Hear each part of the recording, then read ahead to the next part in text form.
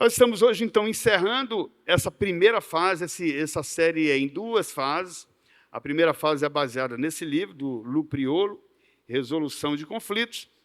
E na próxima semana, nós iniciaremos a segunda fase, que serão 4 semanas apenas. É bem rápido, falando sobre os conflitos no lar e a escolha do pacificador. Esse vai ser o nosso livro base. O nosso foco aqui vai ser realmente tratar dos conflitos no lar. Os problemas que acontecem comumente no lar. Se eu perguntasse qual foi a última vez que se você lembra, qual foi a última vez que você teve um conflito no lar? Lembra? Hoje ou ontem? Ou ontem e hoje, né? Ontem e hoje. Né? E como tem aquele versículo apócrifo, que diz assim: onde estiverem 2 ou 3 reunidos, ali haverá um conflito. Só não sabe quando, né? Isso é um versículo apócrifo, tá, gente? Eu estou brincando com aquele versículo que Jesus fala, né? É 2 Judite, exatamente. E quando nós começamos a falar sobre esse tema, há meses atrás, nós falamos sobre 4 pré-requisitos, que com certeza todos vocês lembram, mas eu vou falar aqui só para ver se realmente vocês confirmarem se estão os 4 pré-requisitos: humildade, mansidão, paciência e tolerância amorosa. E eu lembro que quando eu falei desse assunto, eu disse que você tirava como se fosse uma arma para cada momento: a arma da humildade, né? A arma da mansidão, da paciência e da tolerância na hora de tratar dos conflitos. E hoje nós vamos tentar aqui juntos com vocês compreender 2 temas, um mais que o outro, porque o capítulo 14 eu quero passar como tarefa para você se aprofundar nele mais lá na sua casa. E nós vamos falar sobre o tema hoje: será que fomos longe demais? O grande desafio dos estudiosos desse tema de conflito é quanto tempo deve durar uma disputa, um conflito, uma briga, né? E as partes concluírem que elas foram longe demais. Nós discutimos 1 hora de discussão e estava para ir para os tapas, para arrancar os cabelos. Tem cara que levaria vantagem nesse negócio de arrancar o cabelo, como é o caso do Regilson. O meu não, porque o meu está nascendo ainda, né? Arrancar os cabelos. Mas aí seria 1 hora de discussão, 30 minutos, 40 minutos, 45 minutos, 15 minutos de discussão calorosa. E eles dizem que talvez a média seja uma discussão de 20 minutos e a pessoa já pode começar a ofender profundamente, gravemente, porque todo mundo quer vencer a disputa. Então, se um fala alto, o outro, para mostrar que é mais poderoso, tenta falar mais alto ainda. E se ele fala na mesma altura e entra com uma palavra agressiva, o outro entra com acusação. Né? Se o outro entra com uma acusação forte, o cara entra com sarcasmo e diz: tu? Quem é tu para dizer isso, cara? Te manca. E assim a coisa vai ficando, não é não, Domingos? Cada vez mais abalada, né? Ali, o abalo, a agressão, o ataque mútuo, cada vez maior, que a pergunta é: será que nós não fomos longe demais? E quantas vezes você chegou no final da discussão e disse: cara, como eu ofendi o meu filho. Eu disse que ele era filho de alguma coisa. Eu disse que ele ia ser uma coisa que eu não quero que ele seja. Eu disse para minha mulher que ela não presta, mas isso não é verdade. Ela é uma mulher legal, uma mulher abençoada. Eu disse para o meu marido que ele é mole, que ele é molenga. E não é verdade, ele sustenta a casa. Mas já disse. Já houve a agressão, o ataque violento. E que muitas vezes a ferida vai muito profundo naquela pessoa. E alguns não conseguem consertar. Então, como é que nós podemos ter um jeito de parar, de frear a discussão, o conflito, quando nós percebemos que ele está indo longe demais e está indo na direção errada? Será que alguém teria coragem nessa discussão de tentar dizer, opa, estamos indo longe demais, alguém tem que fazer algo para mudar o curso dessa história? Porque pode acontecer daquela discussão uma tragédia, um rompimento, um filho ir embora de casa, um marido abandonar a família, uma mulher cair fora, né? Ou até mesmo um ato violento. E aqui no livro, hoje nós vamos usar muito o livro. Quem trouxe o livro? Quem trouxe o livro? Quem trouxe o livro? Quem trouxe? Só o Regilson? Temos 2 livros aí. Então, eu vou ler algumas coisas do livro, e eu vou até pedir que alguém que tenha o livro fique aqui perto e pegue um microfone. Se eu precisar que você leia alguma coisa, eu vou precisar da ajuda de vocês hoje. Pega aqui, Domingos, o microfone. Então, nós vamos lá para a página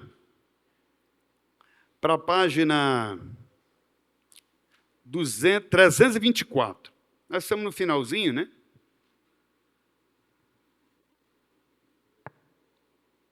Na verdade, quando nós estamos numa discussão, o ponto, eu creio que vocês vão de concordar comigo, é como eu convenço que o meu pensamento, a minha ideia, é melhor do que a do Luiz Mois.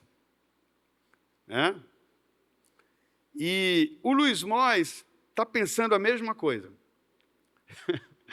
Como ele vai me vencer e provar que a ideia dele, que o entendimento dele sobre aquele assunto é melhor do que o meu. E a gente conclui que, quase sempre, os dois estão certos em algum aspecto e também ambos têm algum erro em algum aspecto. E aqui no livro tem uma conversinha do marido e da esposa. Eles estão procurando o endereço. E eu vou ler com o Domingos, ou então o Regilson. Lá no comecinho, ele diz assim, nós vamos considerar o seguinte conflito. A esposa diz assim, querido, nós estamos perdidos. E o marido diz o quê? Não estamos. Eu sei exatamente onde estamos. A esposa diz, mas nós já passamos por este posto de gasolina 6 vezes. Foram 3 vezes. Eu sei que em algum lugar por aqui. A esposa diz, talvez devêssemos pedir alguma informação. Não é necessário. É em algum lugar por aqui. A esposa diz, está bem, mas já estamos 10 minutos atrasados. E o marido fala o quê? Acho que é virando a esquina. A esposa diz, acho que estamos perdidos. Olha só a discussão. Não estamos perdidos. A esposa diz, você disse que sabia chegar lá. Eu sei chegar lá, quando vou do trabalho. Esposa, lá está o mesmo posto de gasolina novamente. Por favor, você poderia pedir informação? Não? Acho que vou entrar no posto e perguntar como chegar lá. Então, aí o autor diz assim, note, esse casal, no fim, chegou ao mesmo resultado. Né? O marido admitiu o fato que estava perdido e que deveria pedir ajuda. No fim, eles falaram a mesma coisa, eles concordaram. E numa situação dessa, essa história aqui até que terminou legal. Mas há muitos conflitos que, se, por exemplo, as pessoas dizem, cara, tu é muito burro, Domingo, tu já está aqui 10 vezes... Como eu sou burro? Está ficando doido me chamando de burro? Aí começa o negócio desanda. Não é? E muitas vezes também ocorre de uma das partes se calar porque não quer levar o conflito adiante. E nós entendemos que muitas vezes, ou algumas vezes, essa pessoa ela se movimenta, ela se manifesta como aquele que é não um pacificador, mas um amante da paz. Ele não entende que o conflito precisa ser enfrentado com a verdade, com respeito, e ele precisa ser resolvido. Do contrário, aquilo fica como uma possível amargura. E aí a amargura já é um outro processo para a gente se livrar dela. Então, vamos lá. Outro ponto, ajudando o outro a se comunicar. Diante do conflito, portanto, pode acontecer duas coisas básicas. Um gritar muito alto e o outro se calar. Pode acontecer, não é? A Maria grita alto e o Raimundo diz, bom, eu já sei onde se vai dar, eu vou ficar calado. Né? E pode acontecer também de ambos gritarem alto, como eu já falei anteriormente. E aqui o livro dá algumas sugestões interessantes sobre isso. Primeiro ponto é que nenhuma dessas reações são realmente bíblicas. A Bíblia não instrui que você deva falar mais alto que o outro para ganhar uma discussão, para vencer um conflito. Assim também como a Bíblia não diz, fique calado, né? E você vai resolver o conflito. Então, qual é a saída, pastor? Nós temos que tratar o conflito biblicamente. Temos que tratar como o conflito? Digamos que o problema da discussão é dinheiro, problema financeiro. A esposa ou o marido gastou mais do que devia e ambos estão quebrados.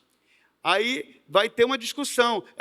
Tu esse mês gastou muito com tuas maquiagens. E a esposa, digamos que ela diga assim, e tu que comprou um tênis novo para a tua corrida, nem precisava, tu já tem 2. Quem gastou mais foi você. E ali começa uma discussão, quando, na verdade, os 2 gastaram mais do que devia.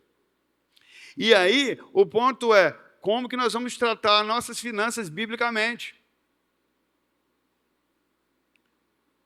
E aí precisa, então, buscar as instruções de Deus sobre finanças, para que a gente resolva o conflito biblicamente e cada um se posicione do modo correto, conforme a Bíblia instrui. O desafio é quem traz o princípio bíblico. Quem das partes traz o princípio bíblico, né? Se os 2 não tiverem uma mente bíblica, fica difícil você poder sacar, né, um princípio e tentar dizer, esse princípio ele é maior do que nós 2. Ele é o árbitro entre nós 2. E nós precisamos praticar esse princípio, por isso que está dando errado. E quando se traz o princípio, a confrontação deve ser em amor, mas deve acontecer. Ela deve acontecer e, biblicamente, a parte que errou precisa se arrepender e consertar. Meus amados, nós estamos aqui tratando de resolução de conflito biblicamente. Porque no caso, que eu dei um exemplo aqui de finanças, que eu creio que é um assunto que é bem forte em todas as famílias e talvez em muitas vidas, normalmente, eu já contei para vocês aqui, né, que quando eu não entendia os princípios de Deus sobre finanças, e eu passava por uma dificuldade financeira, o que vinha primeiro na minha mente? Se eu tinha limite no banco. O banco adorava essa ideia, porque ele não estava interessado em me ajudar, ele estava interessado em ganhar dinheiro, mesmo que isso me quebrasse.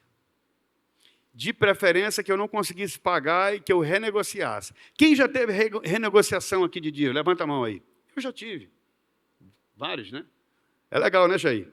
Para o banco. Né, Heraldo? É legal para o banco. Mas se nós entendermos que nós não devemos pedir emprestado, muito menos do banco, nós estamos ali aplicando um princípio.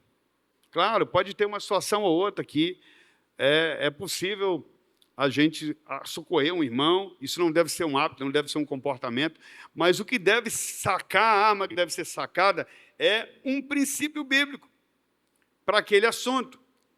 Obviamente que eu dei aqui o exemplo de finanças, mas pode ser mentira, pode ser ira, agressividade, né? Falta de companheirismo, inveja, etc. Então, vamos lá. Eu fiz aqui uma ordem.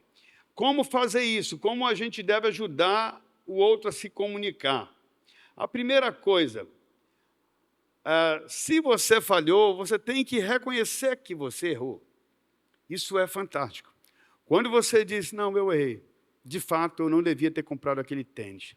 Cara, tu já desarma o outro que estava doido para pular no teu pescoço. Segundo, você tem que pedir perdão. Sabe uma coisa que poucos de nós cristãos fazemos é o hábito de pedir perdão. E uma das coisas que Jesus muito ensinou aos seus discípulos e a nós é que eles deveriam perdoar quantas vezes fossem necessárias. Ou seja, a prática de perdão deve ser algo recorrente, diário, sempre que alguém pecar. Continuamente. E eu contei para vocês que algumas vezes eu pecava com o meu filho, com a minha esposa, por causa de ira, de grosseria. E eu via que, biblicamente, eu estava errado e eu tinha, então, que fazer o caminho de volta e dizer, me perdoa, eu errei. E teve algumas vezes que o meu filho disse, o senhor já errou muitas vezes, eu já lhe perdoei muitas vezes, agora de novo. E eu disse, você tem razão, eu errei de novo, me perdoe de novo. E se eu errar, eu vou vir pedir perdão de novo, até eu conseguir controlar essa minha ira. Eu já falei para vocês que eu tive um tempo realmente de muita ira, ainda que eu nunca consegui fazer uma cara feia, como eu já expliquei também, né, Heraldo? Porque como que um bonito como eu vai conseguir, Regilson, fazer uma cara feia? Na verdade, eu ficava bravo, mas nunca nunca de cara feia. Muito bem, vamos para frente. Então, pedir perdão, por exemplo, eu posso pedir perdão por dizer assim, eu quero te pedir perdão, Regilson, porque eu gritei com você. E eu pequei contra ti naquela hora. Mas sabe, eu posso também dizer assim, Regilson, eu quero te pedir perdão, porque naquela hora tu não agiu direito comigo e eu me calei. Eu posso ter pecado porque eu me calei. Então eu teria que ter dito a verdade para o Regilson naquela situação e dizer, meu irmão, sem gritar, você está errado. A Bíblia fala que você deve consertar isso aí. E você está se recusando a consertar. Por que você está se recusando a consertar isso? Se a Bíblia diz para consertar, pronto. Né? Então, precisa haver a declaração do pedido de perdão. Você está pedindo perdão pelo quê? Porque eu gritei com você. Ou porque eu prometi que eu ia fazer aquilo e não fiz. Terceiro, você deve voltar a debater dentro dos princípios bíblicos. O Regilson gritou. E eu me calei. Se a gente não resolver, dentro dos princípios bíblicos, nós vamos estar com aquela ferida aberta. Estão ligados? A mesma coisa acontece lá na sua família. Precisa tratar. Pode também acontecer no seu trabalho. E alguns níveis de conflito. Você pode pedir, dizer assim, a Marilene, digamos que seja o Domingos, é a Marilene. Marilene, eu não estou bem para discutir esse assunto agora. Vamos voltar a falar daqui a pouco sobre isso. Ok? E aí, quando voltar, eles têm que começar a resolver biblicamente o problema. Um outro ponto. Comunicando-se com aquele que estoura. Então, muitas pessoas gritam, estouram rapidamente. Eu era um desses. Gente, eu era tão brabo que às vezes a pessoa nem terminava de falar, eu já estava rebatendo. E era automático. Por isso que eu falo que isso é um comportamento. É um comportamento que às vezes tem a ver com medo, tem a ver com rejeição, tem a ver com insegurança. Tem sempre uma raiz lá embaixo, que a gente só está vendo aqui em cima o comportamento, mas nós não estamos estudando o que causou aquele comportamento, o que motivou aquela reação. Então, eu era muito rápido para responder e, muitas vezes, falando um francês nordestino, me lascava, porque depois eu tinha que consertar. Se eu segurasse um pouco, eu resolveria o conflito, não causaria um conflito, né? Mas como eu estourava, o conflito era quase sempre levantado, né? Então, o ponto aqui é o seguinte, os pontos-chave, como chamar de volta o outro ao debate? Quando um estoura, Rafael, ele larga ali logo uma rajada de ofensa e o outro pode devolver com outra rajada ou pode se calar e não tem mais conversa. Bate a porta, sai do ambiente, é ou não é? Não é? Bate a porta, sai do ambiente, diz que não quer mais falar com você, você é isso, você é aquilo, e aí o negócio pega. Como é que você, então, traz de volta para que o conflito seja resolvido? Nós estamos estudando sobre resolução de conflito. Nós não estamos aqui estudando sobre como promover o conflito para não ter vencedores. Nós estamos tentando aprender a como enfrentar o conflito biblicamente e promover a paz no relacionamento. Então, primeiro é chamar o outro de volta ao debate. Alguém bateu a porta, disse que não queria mais conversar, você, para mim, chegou. E aí, como é que você traz o cara de volta? Para que o assunto continue e seja resolvido. Né? O que você pode, de repente, ter dito para aquela pessoa que estourou? Ela se descontrolou e, de fato, teve uma reação que não foi adequada. Lá na página 326, ele traz algumas sugestões num bate-papo como seria trazer uma pessoa de volta ao debate. Eu vou fazer uma enquete aqui, assim, só para ver se vocês estão entendendo o assunto. Quantos acham que a pessoa deve ser trazida de volta ao debate com uma ordem? Volta aqui agora, vamos terminar a conversa. Quantos acham? Ninguém. Então, como é que tem que trazer? Cadê o microfone? Alguém tem alguma sugestão? Não é para dar ordem? Como é que tu sai daqui, mulher? Ou a mulher diz para o marido. E me deixa falando sozinho e bate a porta.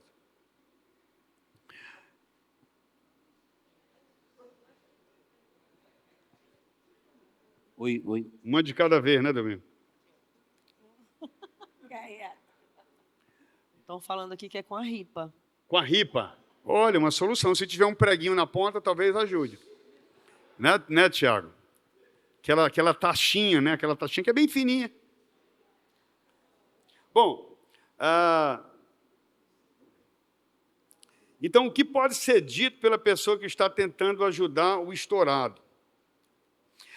Aqui, aquela arma da humildade, ela é extremamente útil. Porque a humildade...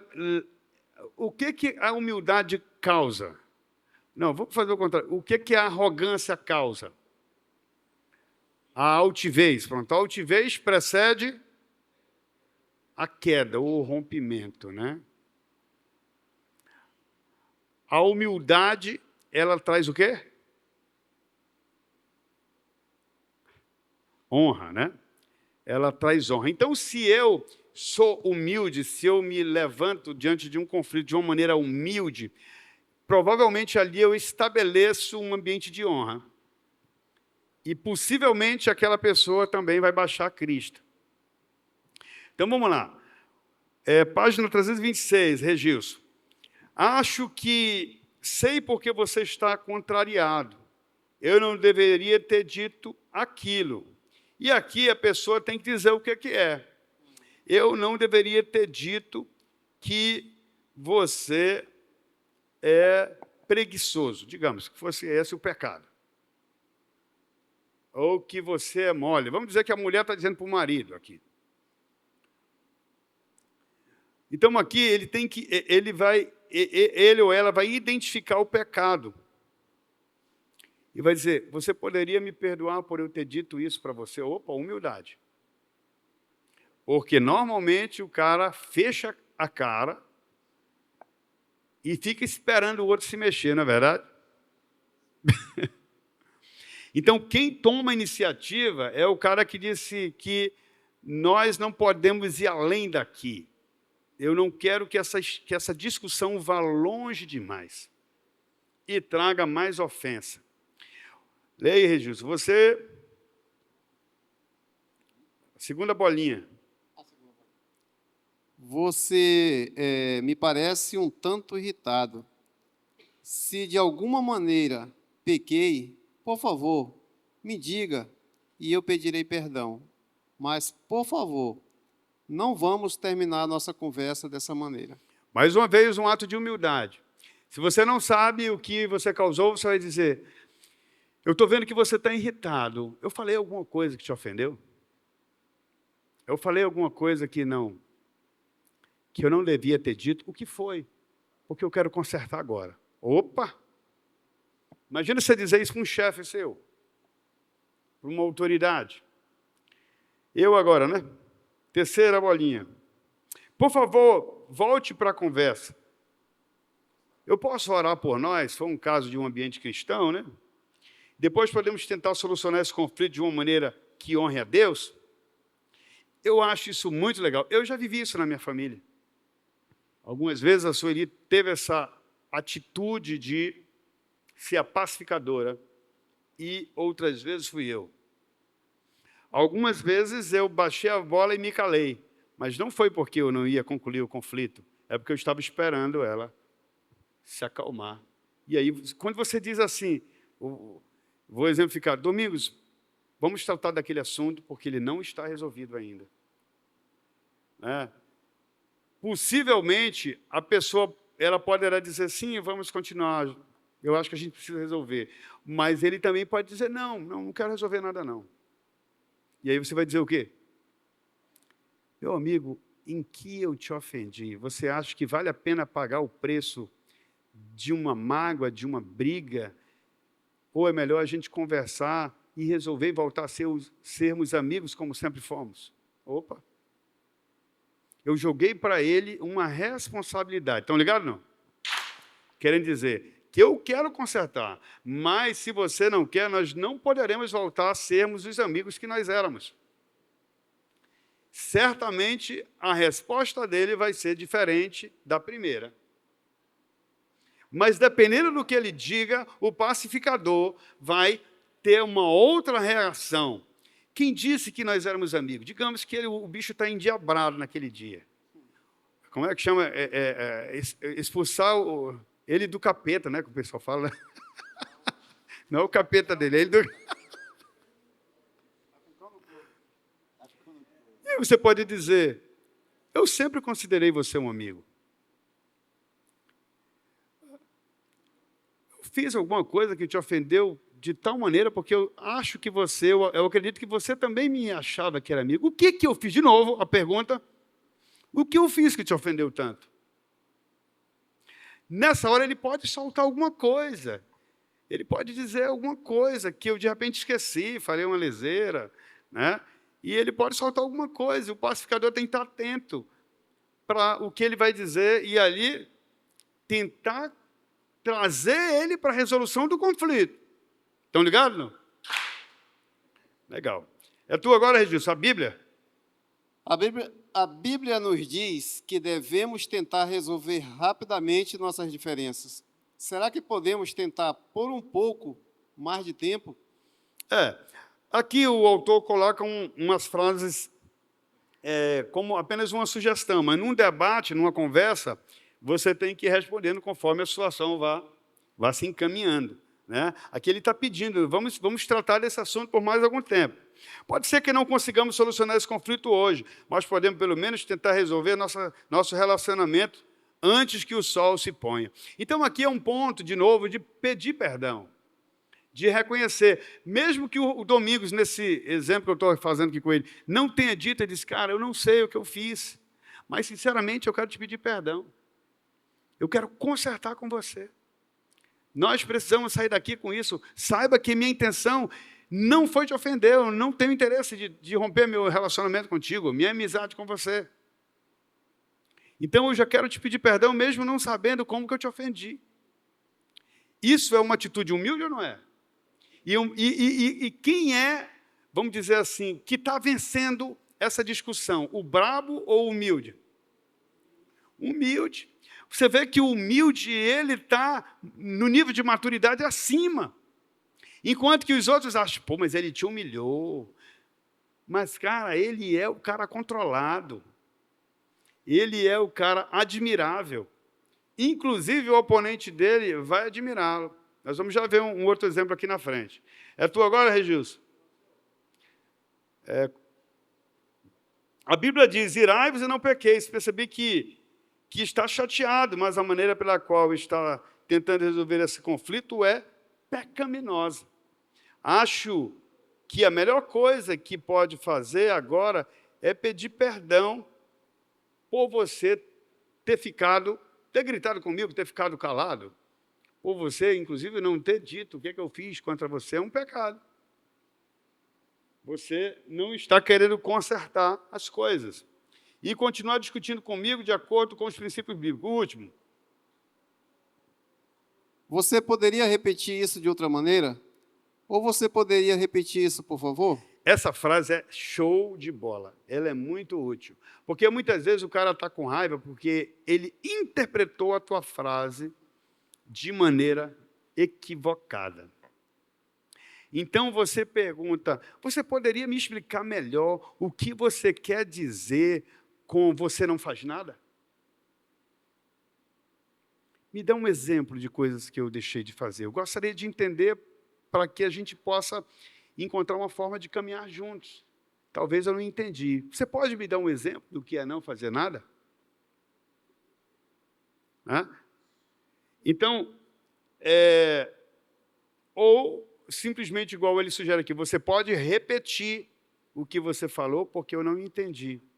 E aí a pessoa tem a oportunidade de refazer aquela frase, tentando fazer com que aquela pessoa entenda melhor o que foi dito. O outro ponto é comunicando-se com aquele que se cala, né? Para chamar de volta aquele que se cala para a discussão. Eu vou fazer outra enquete aqui agora, não tenha medo de levantar a mão, tá? Porque o máximo que nós vamos fazer é fotografar e botar nas redes sociais. Sério agora, brincadeira. Sem brincadeira. Quem tem a tendência de ficar mais calado, levanta a mão. Ninguém. Olha aí, temos 3, 4, legal. E quem são os mais estourados? Né, Jair? O negócio... Ai. Vamos lá, então, como fazer o cara que ficou calado, trazer esse cara de volta para quê, gente? Para resolver o conflito, para levar aquela situação uma resolução do conflito. Vamos lá, primeiro, leia, Regilson 1. Acho que sei que está chateado. Ou seja, qual for outro termo descritivo apropriado? Eu não deveria ter dito aquilo. Aí tem que identificar o que foi, né? Em termos bíblicos, a natureza exata do seu pecado. Você poderia me perdoar e me permitir tentar colocar meu ponto de outra maneira? Pois é, aqui é uma situação semelhante, só que nesse caso a pessoa ficou calada. O calado é um perigo, gente boa. Porque às vezes eles tendem a guardar mágoas porque eles não expõem. E você sabe que uma panela de pressão que não libera o ar que está dentro dela, o que acontece? Então ela vai estourar mais do que o estourado quando ela estoura. Possivelmente ela poderá estourar mais agressivamente que o estourado, né? Por isso que você tem que tentar fazer com que ela diga por que ela não está falando, o que a magoou, o que a ofendeu. E depois eu vou falar sobre três opções que todos nós temos, inclusive uma delas é receber a injustiça. A Bíblia fala sobre essa opção. Ou seja, a pessoa foi ofendida, mas ela escolhe receber a injustiça e esperar que Deus faça justiça. É bem desafiador isso aí. Vamos lá. Você parece estar muito frustrado comigo. Se de alguma maneira eu pequei, por favor, me diga e eu ficarei feliz em pedir perdão. Mas, por favor, não vamos parar de tentar solucionar a questão. Esse ponto de solicitar, vamos resolver. Num primeiro momento, se a pessoa for muito imatura, ela vai querer valorizar. Ela vai querer até manipular. Por isso que você tem que ter conhecimento bíblico para dizer para ele ou para ela o que a Bíblia diz, porque algum árbitro tem que estar superior a vocês dois, aos dois. Então, a palavra de Deus precisa tomar essa autoridade dentro daquele assunto, né, que está sendo a discussão. 3, vai lá, terceira bolinha. Por favor, não pare agora. Podemos orar e pedir ao Senhor que nos ajude a passar por isso de um modo que o agrade. Olha aí, inteligente. Não pare, nós precisamos resolver de uma maneira que agrade a Deus. A outra, podemos, por favor, continuar tentando solucionar esse conflito? Se você quiser fazer um pequeno intervalo, podemos fazer isso, mas precisamos fazer todo o esforço para manter a unidade do Espírito no vínculo da paz. Então, eu gostaria de continuar tentando solucionar isso. Então, poderá haver momentos que você tenha que pedir um tempo, ou sugerir um tempo. Vamos fazer o seguinte, você quer ficar um pouco sozinho? Você quer tirar um tempo para orar e falar sobre esse assunto? Eu vou fazer a mesma coisa aqui, mas nós não podemos sair daqui sem resolver o problema. O próximo. Por favor, me diga exatamente o que você me vê fazer ou dizer o que está tentando e se retirar da conversa, para que possamos continuar. Então, me diga exatamente, né? Diga exatamente o que você vê e eu vou tentar corrigir, né? O 6, aí dizem, essa questão é muito importante para mim, estou disposto a fazer o que é biblicamente necessário para resolver as coisas entre nós de maneira rápida e eficaz, com a mínima quantidade de pecado. O que eu posso fazer para tornar mais fácil para você continuar? Bom, aqui são perguntas assim, são citações abertas. É óbvio que o que nós queremos dizer aqui para você, insistentemente, é que você não pode deixar de resolver o problema. A última, Regilson. E se tivéssemos 15 minutos de intervalo, passando um tempinho em oração a sós, depois voltamos para mais uma rodada de conversa, acho que nós dois estaremos melhor se tivermos um tempo para acalmar nossos pensamentos. Pois bem, isso aí é uma sugestão que eu acabei de dar. Porque, assim, se você estiver lidando com uma pessoa muito enraivecida, se porventura essa pessoa, por exemplo, tiver bebido, né, tiver usado alguma coisa, então talvez seja estratégico dar uma parada, mas logo que você perceber que a coisa melhorou, o assunto precisa ser concluído. O grande lance é assim, às vezes, quando as pessoas vão fazer isso, elas não mostram amor, elas são muito duras, né? E isso pode trazer desconforto para seguir na conversa, né? Por isso que é preciso que a pessoa tenha, de fato, uma habilidade e conhecimento bíblico para resolver o conflito. Então, eu fiz um esquemazinho aqui, depois eu vou passar para o Charlie para colocar na edição, lá quando a gente for publicar isso aqui. Então, seria assim, primeiro, identificar a ofensa, você tem que dar um nome. Eu menti, eu falei alto, eu fui grosseiro, eu não fiz o que prometi, sei lá. 2, e você tem que reconhecer que você pecou sobre aquilo e expressar isso. E eu menti para você e isso não é certo, eu pequei contra você, né? Outro, você deve reforçar o desejo de resolver e sugerir até orar por aquele assunto, porque você se arrependeu. 4, propor uma pausa em paz em prol da unidade do Espírito. 5. Na sua opinião, o que eu fiz de errado? Perguntar. Se você não entendeu o que fez, me diga o que eu fiz, porque eu quero corrigir.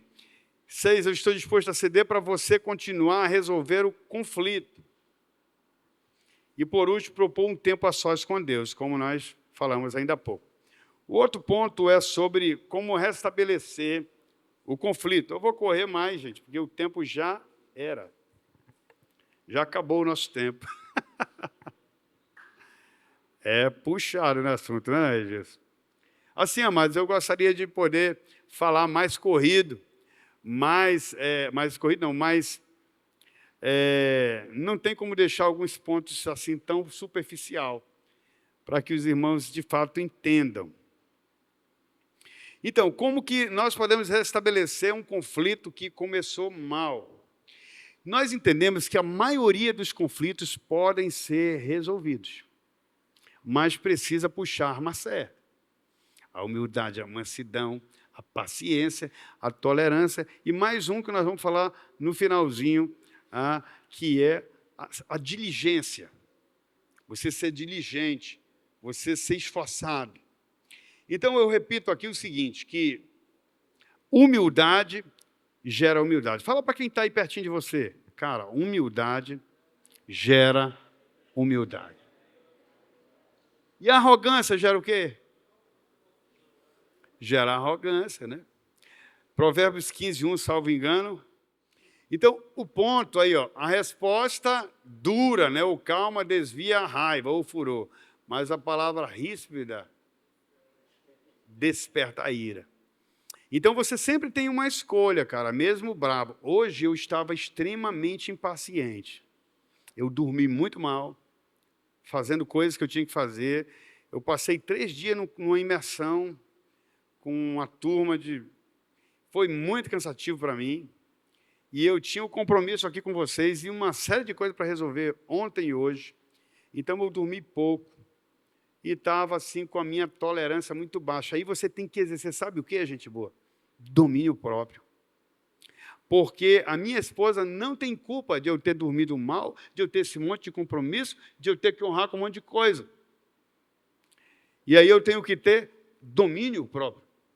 Exercer autoridade, dominar a minha fala, o meu comportamento.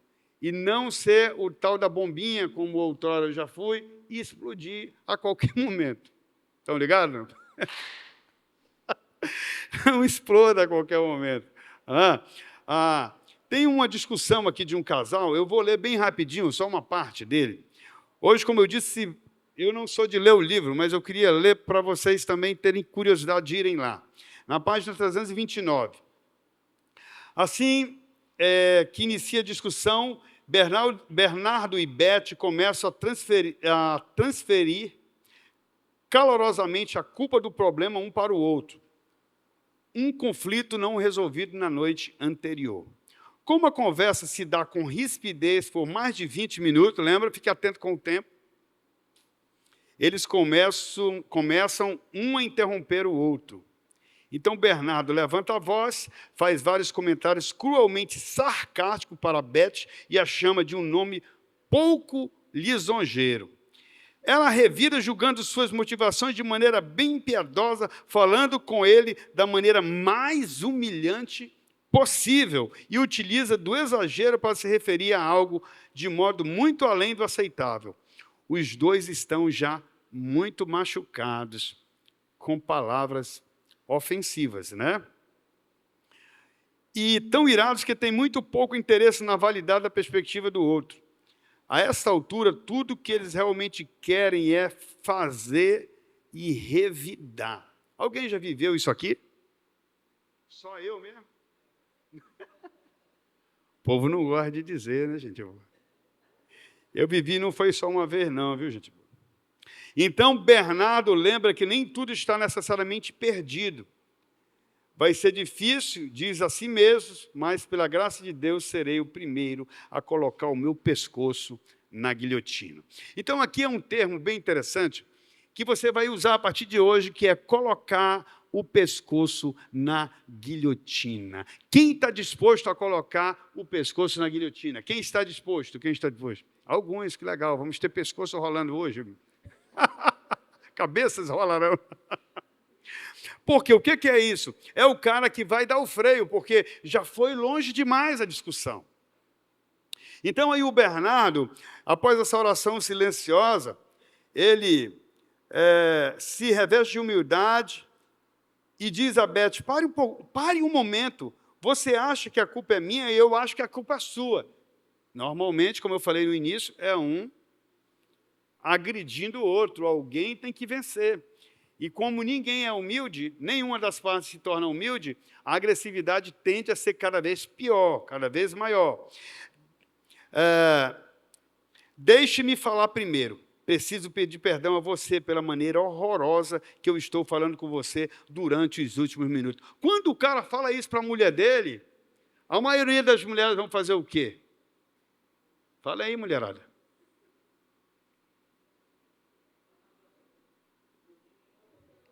Hã? O que a maioria da mulher vai fazer o quê? Patrícia, digamos. Um momento. Eu vou tentar fazer essa situação aqui. Um momento.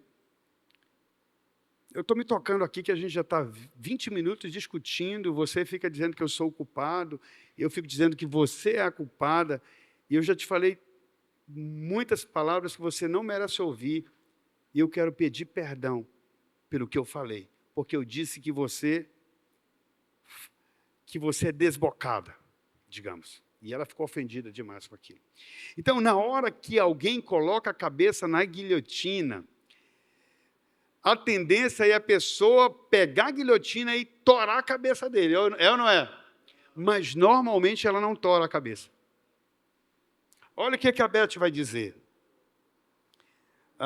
Estou pecaminosamente irado e no processo fui muito duro com você. Isso ainda é o Bernardo. Coloquei a culpa em você de forma injusta e eu não deveria ter chamado você daquele nome horrível. Não deveria nem ter deixado passar isso pela minha mente. Fui muito sarcástico e vingativo. Tenho certeza que magoei demais e sinto muito por isso. Sei que não mereço, mas você acha que poderia me perdoar em seu coração? Aí sabe o que a Beth responde? Claro que eu perdoo. Você está realmente arrependido? Sim, estou. Existe mais alguma coisa pela qual eu devo pedir perdão? Acredito que seja só isso.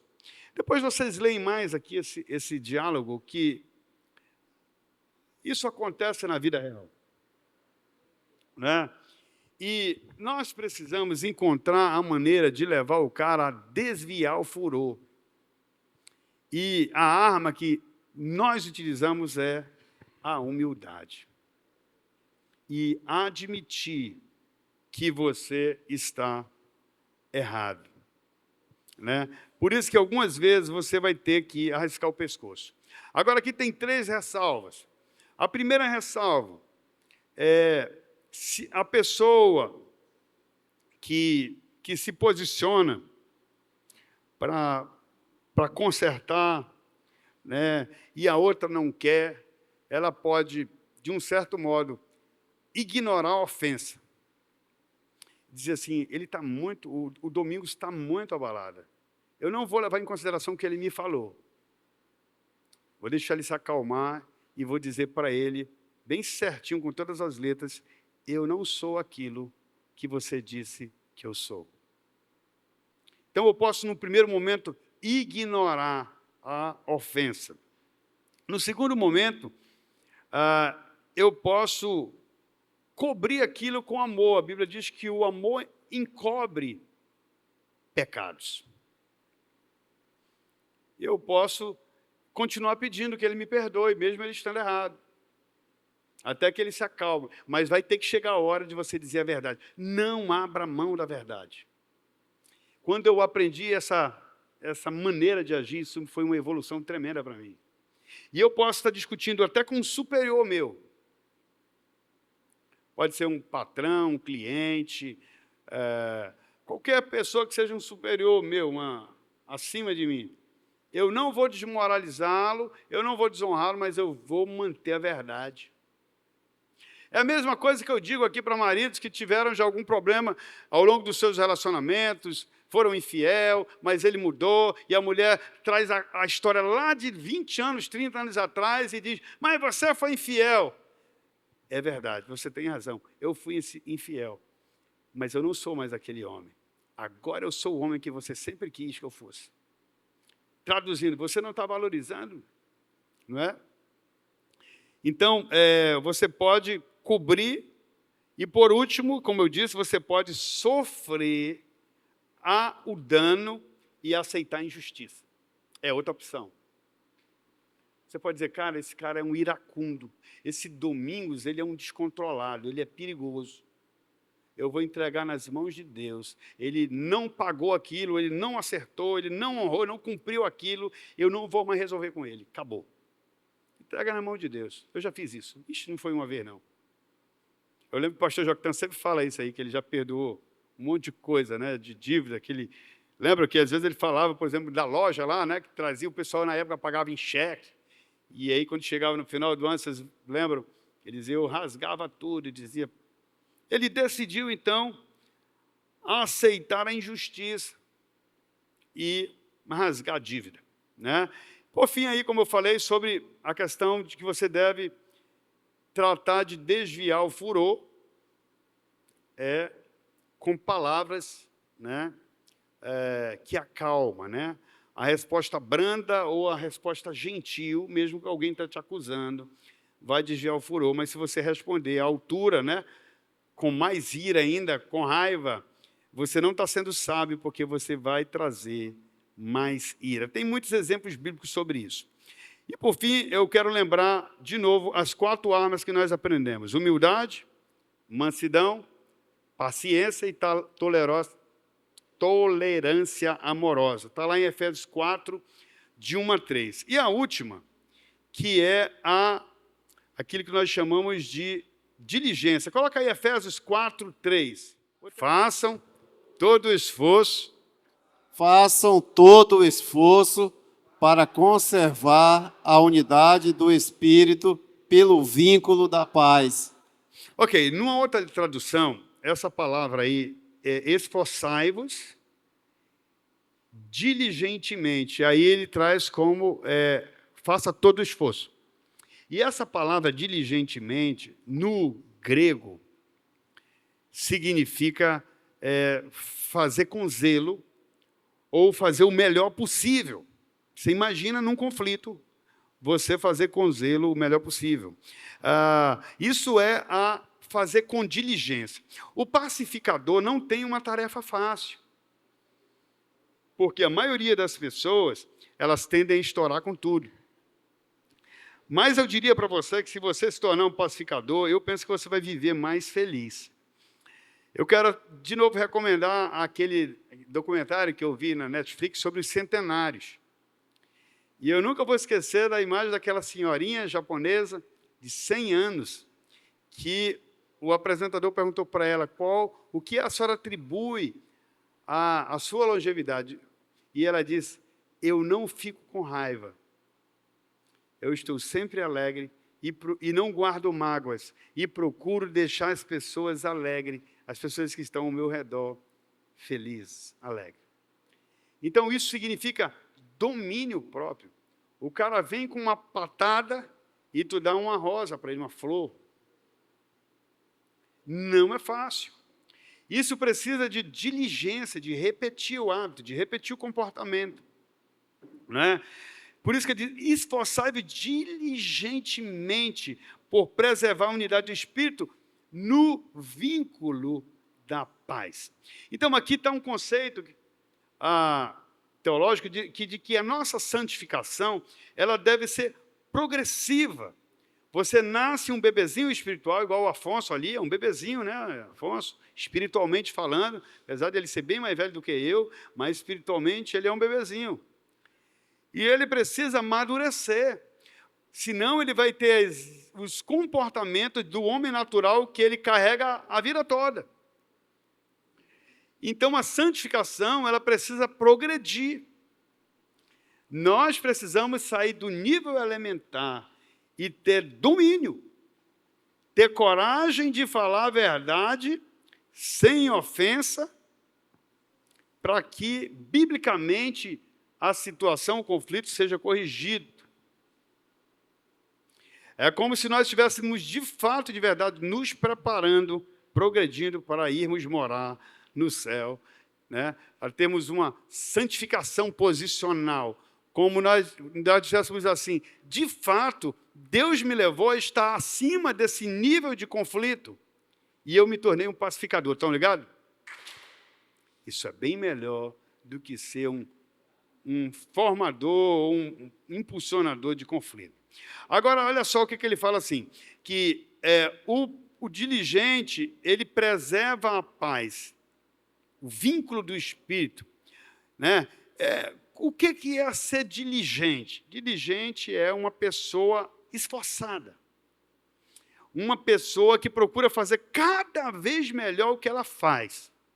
E eu nunca esqueço de um homem que tinha uma taberninha, tinha uma pequena taberna. E todas as vezes que eu chegava lá, quando eu era pequeno, gente boa, uma coisa que me incomodava, eu não queria ser preguiçoso, igual o provérbio fala, vai ter com a formiga, preguiçoso. Eu até coloquei um versículo hoje lá no grupo, porque aquele versículo eu lia para mim muito, quando eu era mais novo ainda. Né? Um pouco para dormir, um pouco para cruzar os braços e sobrevirar a tua pobreza como um homem armado. Aí eu li aquilo para mim. E eu vi lá aquele homem na taberninha dele. Eu gostava de acordar cedo para ir comprar o pão, era uma obrigação. Eu não gostava de acordar depois da minha mãe. E aí eu queria comprar o pão de manhã. E eu vi aquele homem. Ele tinha só um lado, ele não tinha a perna. Mas todo dia, ele estava cedo com a taberna dele aberta.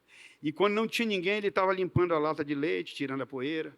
Não tinha muitas latas, mas ele estava ali limpando, organizando as coisinhas que ele tinha, e aquele homem foi prosperando. Isso é ser diligente. Se você deseja prosperar na fé, como um homem de Deus, uma mulher de Deus, como um pacificador, você precisa ser diligente. Você precisa cuidar desses fundamentos e experimentá-los e praticá-los, para que você não seja apenas alguém que tem muito conhecimento e pouca prática. O pacificador, ele é diligente. Por isso que ele diz, esforçai-vos, para preservar o quê, gente boa? A unidade do Espírito, no vínculo, ou seja, através da paz. Então, queridos, a paz ela vem pela prática. Tem aquele ditado popular, todo mundo aqui é filósofo. Quem é filósofo aqui? Quem é filósofo aqui? Você não tem a filosofia da sua mãe, né? Que você diz assim, se aprende daquele jeito, né? É impressionante. Às vezes eu fico observando certos comportamentos, eu digo, isso aí é a filosofia da mãe. Aprendeu a fazer. Aprendeu a fazer. No entanto, na caminhada da fé, nós precisamos aprender com Deus, a reagir diferente, aprender como pai, formas diferentes de dar resposta às situações de conflito que nós vivemos. E aquela palavra ali, que está aqui na minha linguagem, esforçai-vos, sabe o que ela significa no original? É a palavra agonizomai. É como se ele diz assim, esforce ao ponto de ficar agoniado, mas lute pela paz. Vai chegar um momento que você vai dizer, eu não vou conseguir, mas permaneça sendo diligente pela paz. Vale a pena. E então, para finalizar, eu quero dizer, você precisa desenvolver uma mentalidade de pacificador. Aquele cara, aquela mulher que persegue a paz. Perseguir a paz, eu já disse para vocês várias vezes, vou repetir pela última vez hoje. Não é o amante da paz. O pacificador é o que enfrenta o conflito biblicamente para promover a paz. Amém?